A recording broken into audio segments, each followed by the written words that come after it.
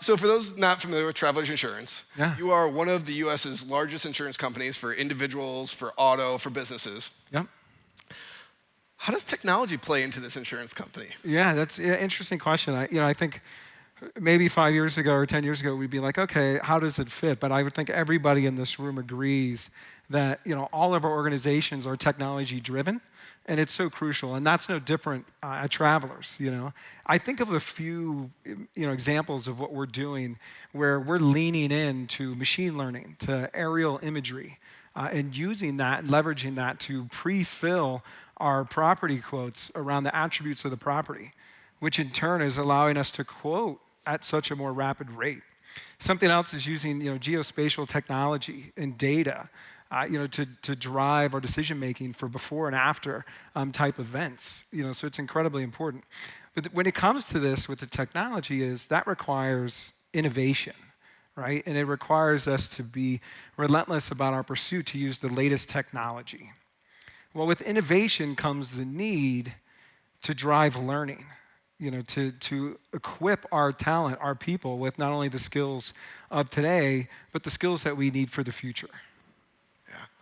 So, it's truth. Everyone has become a software company at this point in time. There you go. So what does a healthy learning culture look like for you? Yeah. To me, a healthy learning culture is an environment where everyone is a student and a teacher. And oftentimes, that's in the same day. And it doesn't matter, what role they play, the seniority in the organization. It's irrelevant.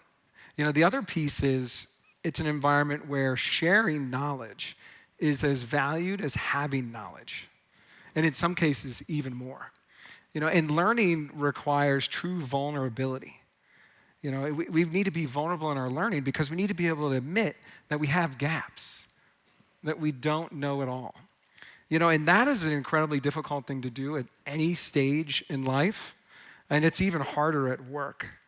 So it's our responsibility, this group here with our teams, to create the right learning culture that fosters an environment that helps people to feel comfortable, to be able to admit that they have gaps, that creates psychological safety. For us at Travelers, we're on a journey to create a best-in-class learning organization that ensures that continuous learning is recognized, it's rewarded, and it's expected. It is just part of who we are. It's part of our DNA, and it's built into the place. Yeah.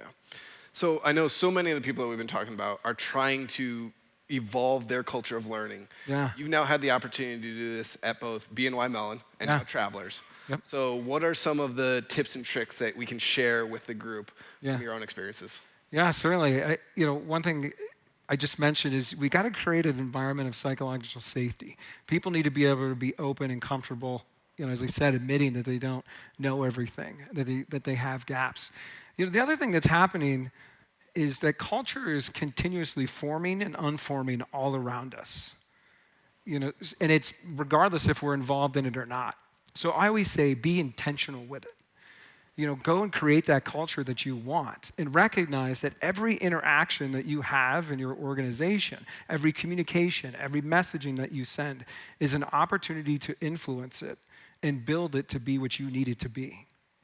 Next is you need to be relentlessly consistent with your messaging. So important. If you were to ever attend town halls with me, whether it's the beginning of the year, later in the year, the next year, my messaging is always consistent. The next thing is find your game changers. Find your influencers early on. Build a community around them. Because this type of movement is truly top down and bottom up.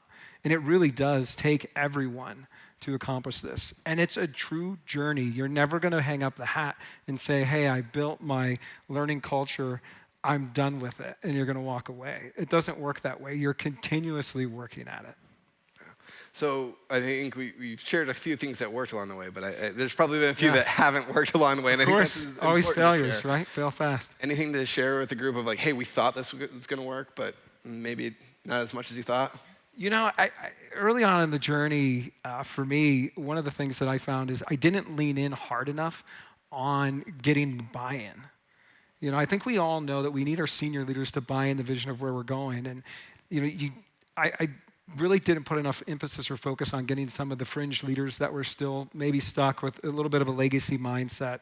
And it's incredibly important to go and do that, selling into the organization, selling in at all levels of the organization. So, that messaging is so important. One of the greatest moments, culture is one of those things, like, we can look at metrics, we can look at engagement surveys, and all of that stuff matters and influences how our culture is doing. But one of the sweetest moments you'll find when you're seeding these types of things in an organization is you'll attend a business meeting, a town hall or something that maybe another CIO or a line of business is running, and it has nothing to do with learning. Learning's not even playing a role in it, and they're using the language and the words that you've seeded into the company. We dubbed the Travelers at the beginning of the year. I dubbed 2022 the year of learning. I just sat down with a new hire the other day and had a conversation, and she's 2 weeks in, and she said the most consistent thing that she's heard since she joined Travelers is that it's the year of learning. That everybody's talking about it. To me, that's that woohoo moment of like, okay, this is starting to take traction, and that's what you're going for. That's awesome. So one last question. You've partnered with my teams and us at Pluralsight for years now. Yeah.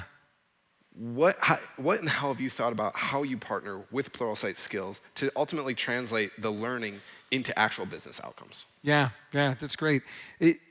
So everything goes back to learning. I'm sure all of you that are knee deep in the learning space, much like our friend from SHRM was saying, HR is at the center of everything. Learning is at the center of everything. Learning is a strategic partner to drive it. But the key thing is having the right skills at the right time. And Pluralsight is a strategic partner in relationship for us. And what Pluralsight Skills does is actually give us the capability and resources to provide that just-in-time, on-demand learning for our people.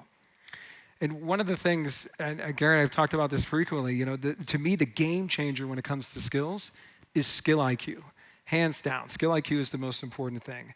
And not only, if you think about it, does it give our learners the most efficient way to upskill and close their learning gaps, it gives us that ever-important skill proficiency data. I think Aaron mentioned it, others have mentioned it just this morning. We need to know where we are from a skills proficiency level so that then we can figure out, align where we're going with our tech roadmaps. What's our median time to take someone from an advanced Python developer to an expert? Because you know what, we've got a project that needs 5 of them in 6 months.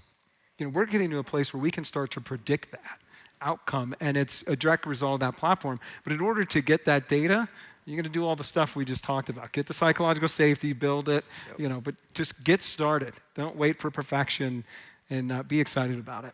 Yeah, I love that. Just get started, because that is single-handedly the most important advice we can share. Yes. Well, Dave, thank you so much for taking time to come join us. For those of you here, please, to the connect and learn and share, reach out to Dave while he's here. Connect, learn, share. I'm sure there's things that you can share with him as well. So, Dave, thanks, Gary. Thank you so much. Have a great one. Thanks, everybody.